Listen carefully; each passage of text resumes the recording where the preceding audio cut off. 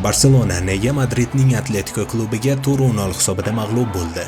Bunga 4 ta sabab bor va eng katta savol: javob o'yinida mo'jizaviy kambek ko'ramizmi yoki bu safar hammasi shu yerda tugaydimi? Barchaga assalomu alaykum. Tezkor xabar kanalida Kamoliddin Qayumov siz bilan. Bugungi dasturimizda biz birinchi taymdagi tushunarsiz qulash ortidagi real sababni, jarohatlar jamoa modelini qanday sindirganini, Diego Simeone nimani oldindan ko'rib, aynan qayerga zarba berganini va nega Barselona ikkinchi taymda butunlay boshqa jamoaga aylanganini bosqichma-bosqich tahlil qilamiz. Video oxirida esa eng qiziq narsaga javob beraman.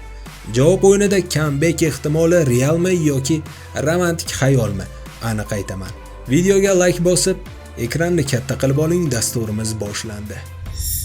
Birinchi sabab: o'yin boshlanishi oldidan intervyu. Mag'lubiyatga ilk qadam hammasi matbuot anjumanida boshlandi. Jurnalistlar Hans Flickdan shuni so'rashdi: Ispaniya kubogida g'alaba qozonish qanchalik jiddiy? Axir Barselona hali kuchli top jamoalar bilan to'liq sinov o'tmadi-ku degan mazmunda savol bo'ldi. Albatta bu savolning tagida kichik provokatsiya bor edi. Shu joyda Flick sovuqqon murabbiy sifatida javob berishi mumkin edi. Masalan, har bir o'yin muhim yoki biz keyingi raqibga jiddiy tayyorgarlik ko'ryapmiz degan gaplarni aytishi mumkin edi. Biroq Flick boshqacha yo'lni tanladi. Buni Real Madriddan so'rang dedi. Tashqaridan qaraganda kuchli replika bo'lib ko'rinadi, ammo ichkarida boshqacha ishladi. Bu xuddi qovun-qovundan rang oladi degan holat. Flick bu joyda murabbiyona sovuqqonlik bilan emas, Lamine Yamal uslubida yosh boladek emotsional javob berdi. Flickga o'xshash o'ta kuchli murabbiy uchun bunday javob juda ham xavfli. Chunki shu lahzada e'tibor keyingi raqibdan chalg'iydi. Prinsipial dushman tilga olindi. Jamoa ichida biz allaqachon katta ish qilib bo'ldik degan kayfiyatni paydo qilib qo'ydi. Va aynan shu ichki xotirjamlik Atletico Madridga qarshi o'yinda sezildi. Mental tayyorgarlik 100% emasdi. Pressing kechikdi, masofalar uzildi. Muhimi bu Flick gapi asosiy sabab emas. Bu faqatgina psixologik jarayonni tezlashtirgan kichik epizod. Albatta ko'pchilik bunga e'tibor ham bermasligi mumkin, biroq menimcha mayda kichik detallar aynan katta puzzle suratni yasaydi. Ikkinchi sabab: asosiy o'yinchilar yo'qligi va modelning sinishi. Bu mag'lubiyatni tushunishda eng muhim nuqta shuki, Barselona bu o'yinga ideal tarkib bilan chiqmadi. Bu oddiy rotatsiya ham emasdi. Bu jamoaning o'yin modelini buzadigan figurantlar yo'qolishi edi. Eng avvalo eng eski sababdan boshlaymiz. Pedri maydonga tushmadi. Sababi barchaga ma'lum. U anchadan beri jarohatini tuzatyapti. Pedri Barselonada shunchaki yarim himoyachi emas. U pressing ostida to'pni saqlaydi, markazdan chiqishni tashkil qiladi, tempni boshqaradi, qisqa zonalarni kombinatsiya bilan ochadi. Pedri bo'lmaganda nima bo'ladi? Markazda xotirjamlik yo'qoladi. Pressingdan chiqish qiyinlashadi. To'p aylanish sifati ham tushib ketadi. Bu Atletico Madrid kabi agressiv pressing qiladigan jamoaga qarshi juda katta minus. Rafinha ham yo'q edi. Rafinha qanotdagi tezlik, vertikal yugurish va qarshi pressing manbai hisoblanadi. Barsa o'yinlarida u maydonga tushmaganida hujum kengligi kamayadi. Raqib himoyasi cho'zilmaydi. Atletico markazni bemalol yopib qo'ya oladi. Natijada Barselona o'yinni tor zonalarda o'ynashga majbur bo'ladi. Aynan shu Atletico Madrid xohlagan ssenariy edi. Bundan tashqari Marcus Rashford ham jarohat sababli safda emasdi. U bo'lmagach Atletico Madrid orqa chiziqni baland ushlab tura oldi. Chuqur yugurishlar kamaydi. Qarshi hujum tahdidi deyarli yo'qoldi. Bu nimani anglatadi? Bu shunchaki 3 futbolchi yo'q degani emas, bu markaziy mexanizm ishlamadi. Pressing intensivligi pasaydi.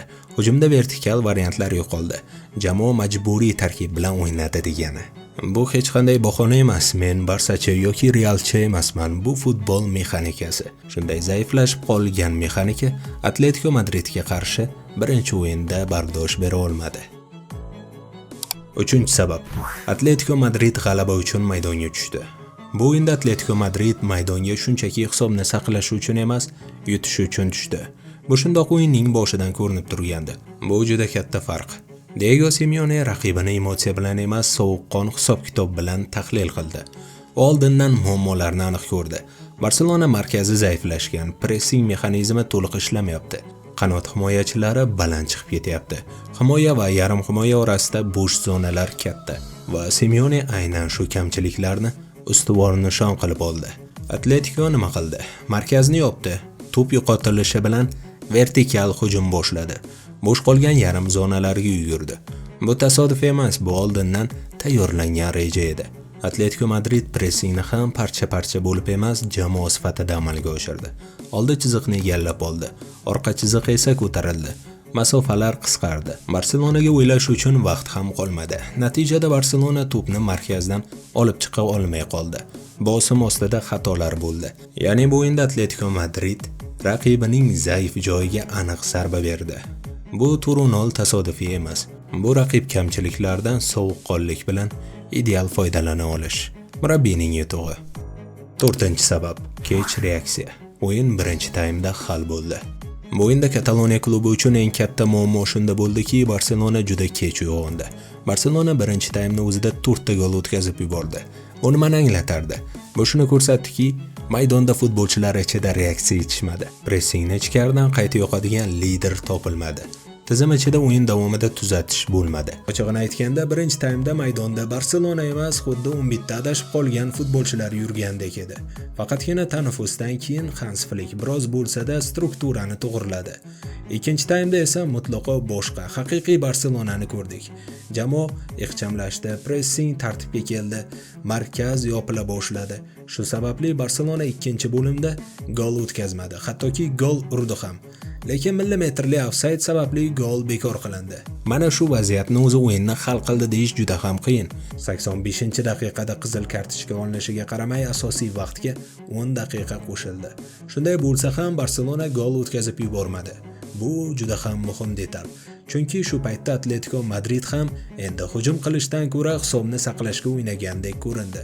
Blok pastladi, xavfni kamaytirdi, ritmni sovutdi va aynan shu fon ichida Barselona nihoyat o'ziga o'xshab o'ynay boshladi. Bu nimani ko'rsatdi? Agar shu reaksiya birinchi taymda bo'lganida hisob mutlaqo boshqacha bo'lishi mumkin edi. Biroq futbol shunday, kech reaksiya katta hisob. Bu 4-0 ikkinchi taymda emas, birinchi taymda hal bo'ldi. Keyin Barselona uyg'ondi, lekin juda ham kech edi.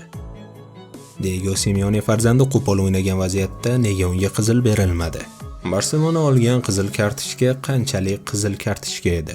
Menimcha, bu voqealarga bizning reaksiyamiz o'yindagi natijani o'zgartirib bermaydi. Asosiy o'yin vaqtida Barselona yutqazganining 4 ta meni nazdimda bo'lgan eng katta sababini sizga keltirib berdim. Ko'pchilik hozirdan savol beryapti. Barselona javob o'yinida bir paytlar Paris Saint-Germainga qarshi qilganidek tarixiy comeback qila oladimi? Ochiqni aytganda menimcha yo'q. Nega? Chunki bu safar boshqa raqib. Bu safar qarshi tomonda Diego Simeone turibdi. Simeone emotsiya bilan emas, sovuqqon, hisob-kitob bilan ishlaydi. Turunol tasodifiy hisob deb qabul qilmang. Aksincha javob o'yiniga bundan ham puxtaroq tayyorlanishadi. To'g'ri ma'noda Simeone juda ayyor murabbiy.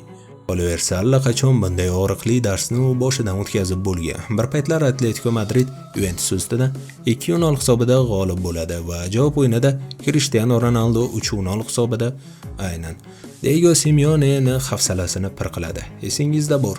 Shuning uchun bugungi Atletico Madrid hisobni qanday himoyalashni biladi, tempni qanday o'ldirishni biladi, o'yinni qanday muzlatishni ham biladi. Va eng muhimi, Ronaldo bergan darslikdan keyin u hech qachon katta ustunlik bilan xotirjam bo'lib qolmaydi. PSJga qarshi comeback romantik edi. Bu yerda esa sovuqqon realizm turibdi. Bilaman, bu safar ham Barselona muxlislari jamoasidan mo'jiza kutadi. Atletico esa hisobni boshqarmoqda. Va ko'pincha futbolda mo'jizadan ko'ra intizom g'olib bo'lib kelgan. Javob o'yiniga deyarli 1 oy vaqt bor, ko'ramiz. Bu vaqtgacha balki barchasi o'zgarib ketar. Agar shunday bo'lsa, ya'ni bu o'yin borasida, javob o'yini borasida fikrim o'zgaradigan bo'lsa, albatta bu o'yindan oldin video qilaman. Ushbu videoni o'tkazib yubormaslik uchun kanalga obuna bo'lib qo'ying. Biz Telegram kanal ham ochganmiz. Agarda birinchilardan bo'lib transfer yangiliklari, rasmiy xabarlarni kuzatib bormoqchi bo'lsangiz, Telegram kanalimizga o'tib obuna bo'ling. Do'stlar, bugungi ma'lumotlarimiz shundan iborat edi. Video yoqqan bo'lsa, like tugmasini bosing. Qolaversa, kanalimizda monetizatsiya yo'qligini juda yaxshi bilasiz. Reklamalar bilan ham hozirda ishlamayapmiz. Albatta majburiy emas. Kimda kim agar kanalni kichik motivatsiya uchun qo'llab-quvvatlamoqchi bo'lsa, biz donat uchun ham silka qoldirganmiz. O'tib bemalol kanal rivoji uchun donat qilishingiz mumkin. Kelgusi dasturgacha xayr, salomat bo'ling.